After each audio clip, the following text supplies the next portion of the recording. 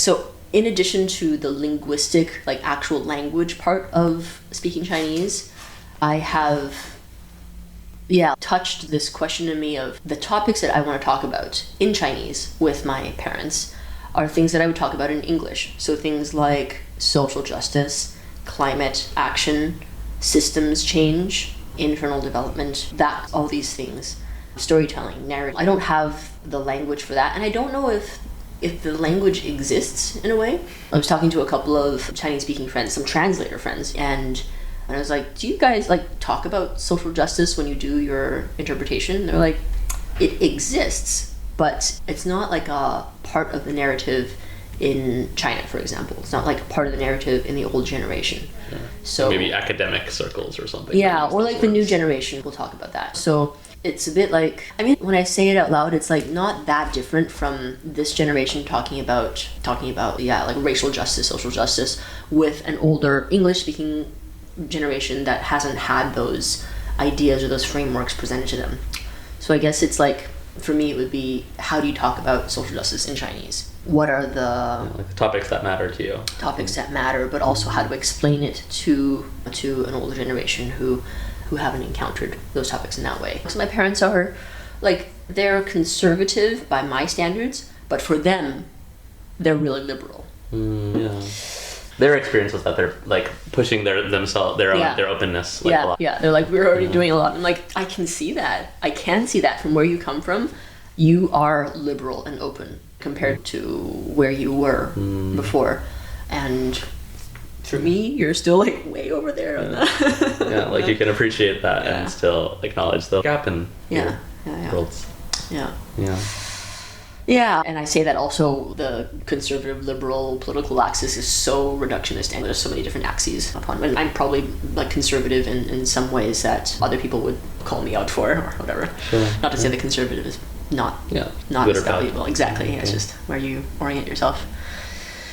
Another learning edge would be of like when to say I've had enough of togetherness. I'm gonna retreat and rest, or I don't want to talk about this topic right now, but to do it in a way that isn't disconnect. I think that I'm still a bit in my like early 20s phase where it's, oh God, guys, stop talking about marriage, stop talking about children. Like, even though those topics are actually quite present for me, it's because I'm anticipating that they're going to talk about it to me in a certain, like pressurizing or moralizing, or not in the way of, let's really have a discussion about the pros and cons of marriage and children, and if you want to learn more about this, here, but I'm anticipating a lot more. I heard so-and-so's daughter's cousin had this thing happen. Make sure that doesn't happen to you, okay? Like that kind of thing. Or just I guess I'm anticipating conversations with my parents to be really like, how do I say this? Like tinged with some agenda, maybe?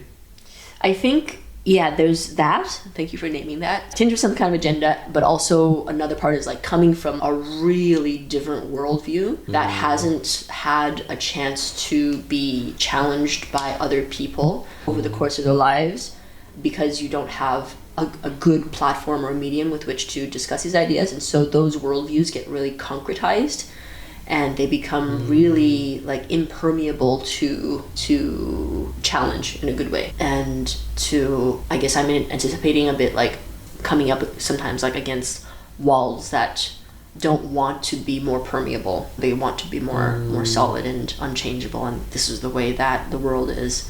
It sounds like you're longing for some more like open-mindedness or something from your parents, in terms of, or like even just shared reality, or like recognition that, okay, like I see, mom and dad, that you have this world and I have this world that is very different, and I don't feel like you've ever had the chance or been willing to look at this world with some curiosity, whether or not you resonate with it.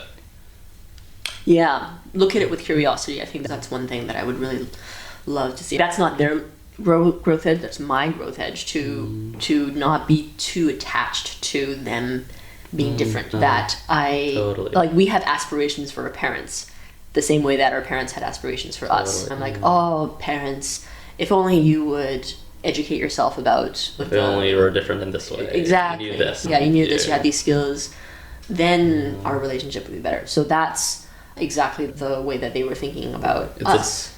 We put the same pressure on them that they put on us. Exactly. Yeah, exactly. And then this is like that whole thing of, oh, the kids don't love me the way that I am. It's like such an interesting mirror. So I think that's another learning edge, is to just be with whatever is there and accept that it's there. And of course we can invite and offer, and also try to keep a healthy proximity to something that might not change.